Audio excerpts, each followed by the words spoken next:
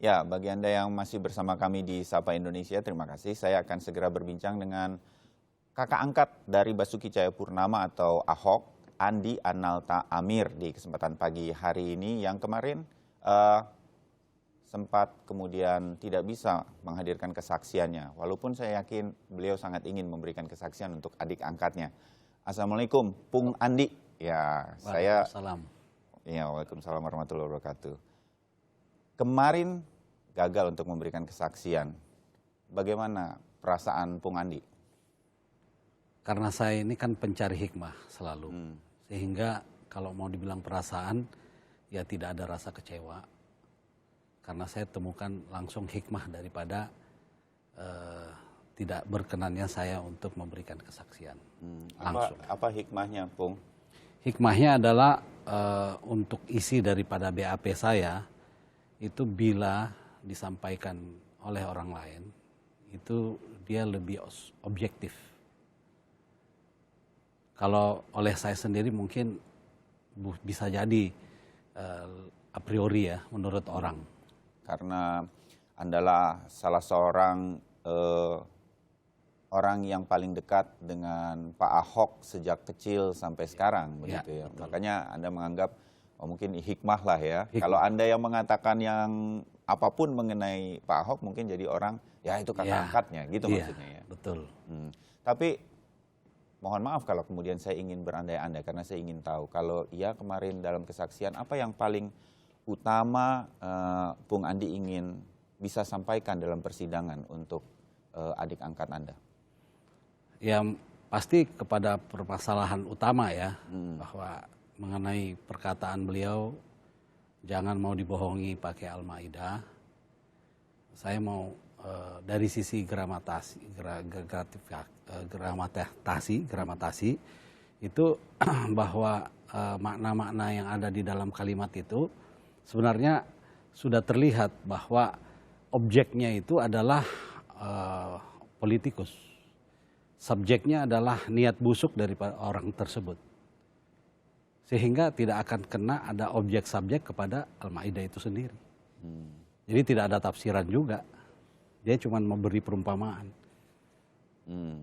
Jadi kalau secara umum saja begitu, apa yang terjadi terhadap Pak Ahok sebagai adik angkatnya Pung Andi, Anda melihatnya seperti apa nih? Ada kaitannya dengan pilkada, dia ingin menjadi gubernur lagi sebagai petahana. Jadi dipolitisir begitu? Ya kalau anak kecil juga tahu itu pasti seperti itu. Dan mungkin jadi seperti tuduhan ya, bahwa ini bahagian daripada tertib dari Bawaslu, KPUD, KPU, itu bahagian daripada black campaign, ya, dari aturannya ya. Nah ini yang mungkin saya ingin juga tanyakan, mengapa Pung Andi yakin bahwa tidak ada niatan sedikit pun dari Pak Ahok untuk menista agama melalui Al-Maidah? Anda kenal dia sejak kecil, bisa cerita apa yang kemudian membuat, oke ini saya yakin dia enggak. Walaupun Anda kenal sejak lahir, tapi kan orang bisa berubah, Pung Andi. Ya kalau yang kami alami tidak mungkin lebih berprestasi dalam hal berbuat untuk Islam ya, sarana ibadah khususnya. Bagaimana juga keadaan mental orang Islam sendiri, itu dia lebih tinggi empatinya daripada saya. Kenapa? Karena waktu ada pernah disampaikan, Ahok melarang berkorban gitu ya, hewan gitu ya waktu untuk Idul Kurban begitu, Idul Adha. Jadi orang cuma lihat secara dominan itu adalah melarang. Padahal yang dia larang itu adalah menggunakan sarana fasilitas umum dan bahkan di rumah orang lain yang masuk ke ranah wilayah umum juga untuk menggunakan aktivitas dalam hal dagang, perdagangan, bahkan memotong dengan adanya menjadi kebiasaan di sekolah-sekolah lakukan pemotongan hewan kurban. Itu orang nggak ngelihat kalau impactnya adalah kepada hubungan antara murid dan orang tua dan lari kepada muridnya itu sendiri menjadi pongah gitu ya. Karena orang tuanya sudah berbuat sesuatu sehingga merasa bahwa guru bisa saya beli begitu. Nah, ini terjadi Pak. Jadi saya juga baru bisa ngelihat karena banyak bergaul sama guru-guru juga ya yang idealis ya. Beliau tidak setuju dengan adanya korban di sekolahan. Kenapa? Karena dengan adanya itu gontok-gontokan, oh kamu korban berapa? Oh saya 15, oh 20 ini. Sehingga yang diperas secara nggak langsung adalah nanti orang tua murid. Ya, ya. Notabene ekonomi yang lagi begini dia kesian terjepit. Jadi yang korban selalu orang tua. Jadi seperti tetap dipaksakan. Iya. Gitu ya. Nah ini kan pembahasan yang tidak bisa secara langsung menyeluruh kepada masyarakat disampaikan. Tapi dia ngelihat bahwa dilarang korban. Padahal agama nggak ngajarin untuk membuat satu agama ini menjadi berat. Ya, ya. Nah, pemahaman-pemahaman mengenai agama Islam ini, Bung Andi yakini bahwa itu tidak akan dinodai, dinista oleh Pak Ahok, begitu? Oh, kalau saya, ya saya tahu agama saya itu memang sudah perfect ya, sempurna. Tidak ada yang bisa melemahkan dari luar satupun. Tidak ada yang bisa apalagi meruntuhkan satupun. Tidak ada. Termasuk di dalam kejadian-kejadian pada saat Rasulullah SAW dihina, dilempar dan lain-lain. Sampai bahkan Abu Jahal yang ekstrimnya sampai mau membunuh dengan menggali lubang. Nah, dengan lubang yang digali oleh keadaan sehingga yang masuk ke lubang itu malah Abu Jahal. Dan yang menarik teman-temannya Abu Jahal itu sudah lari semua, tunggang langgang, ketakutan. Ya. Abu Jahal yang nolong adalah tangan indah kasih sayang dari Rasulullah mengambil daripada Abu Jahal naik ke atas. Sehingga kesimpulan dari kejadian itu bahwa tidak ada yang bisa menodai, menistakan agama Islam yang sudah sempurna. Oke.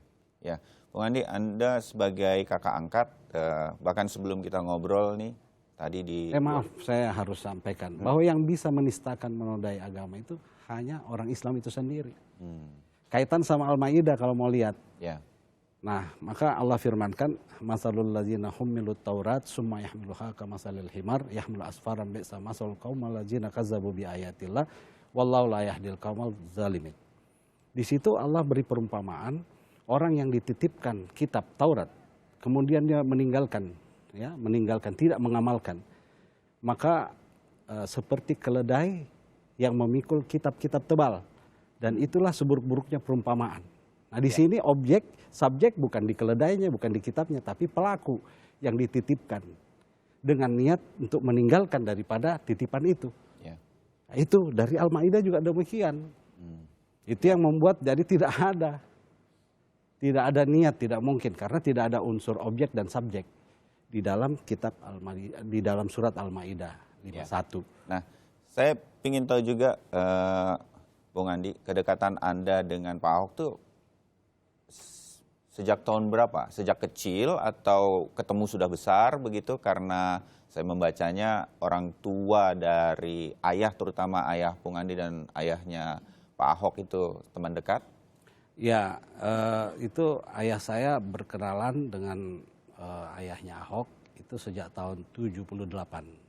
Dan saat itu pertemuan ini juga bisa terjadi karena kekaguman daripada Pak Indra Cahayapurnama almarhum terhadap om saya, Jenderal Yusuf, M. Yusuf. Pak M. Yusuf, Ya, Jenderal M. Jenderal Yusuf. Oh. Saat itu dia Menhan Kampangap ya. Sehingga kekagumannya itu tidak bisa berinteraksi secara intens dan dilampiaskanlah dengan ayah saya yang lebih humanis juga. Jadi bukan karena hubungan berdagang, berbisnis gitu ya, kedekatan ayah almarhum ayahnya Bung Andi. Karena kekaguman, idol daripada ayahnya Ahok itu adalah Jenderal Yusuf.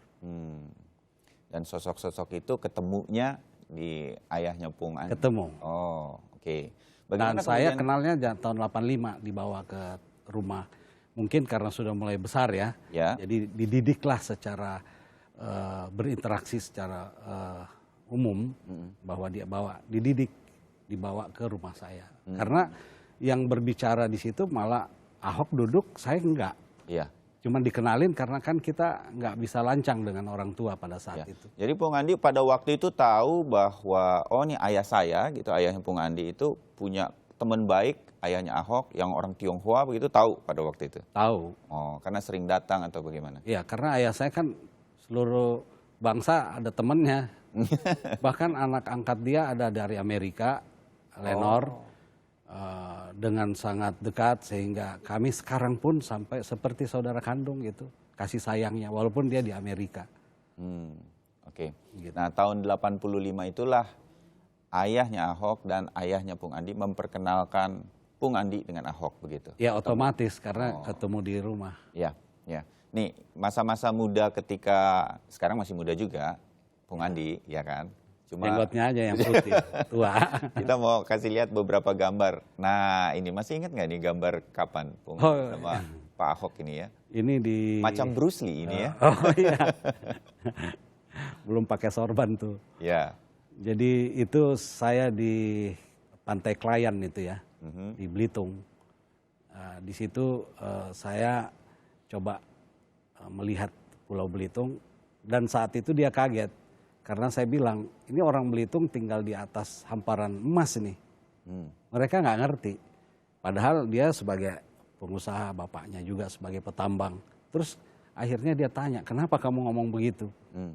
Ya karena pertama yang namanya kalau kita mau ambil sesuatu di bumi sebagai tambang itu susah.